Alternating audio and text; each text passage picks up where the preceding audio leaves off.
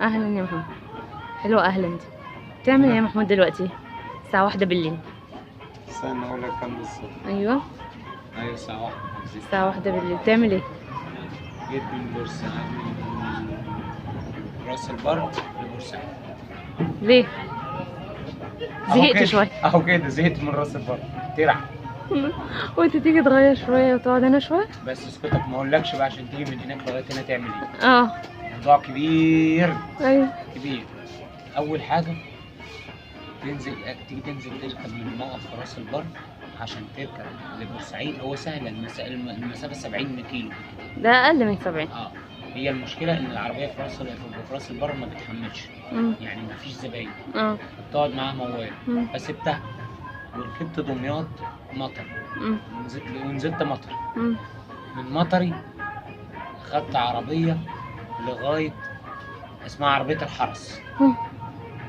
من الحرس تاخد عربيه تاني لغايه اسمها ايه يا ابني؟ شاطئ.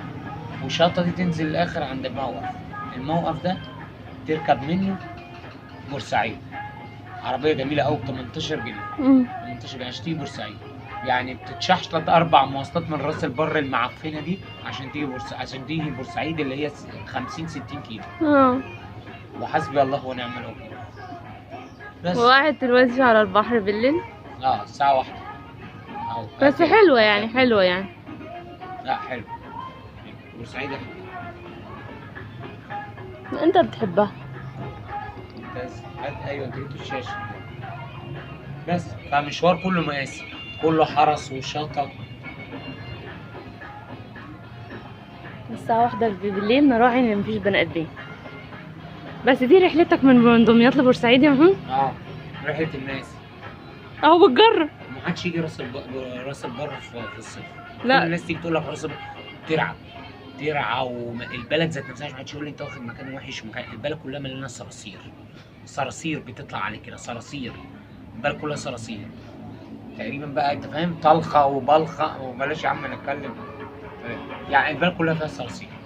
راس البر مليانه صراصير في الصيف بالذات. بيرعى. اللي عايز يروحها كده جاي في الشتاء مزاجنجيه ونظيفه. بس كفايه بقى يا ابني عشان عمالين نغلط في المحافظات. كفايه.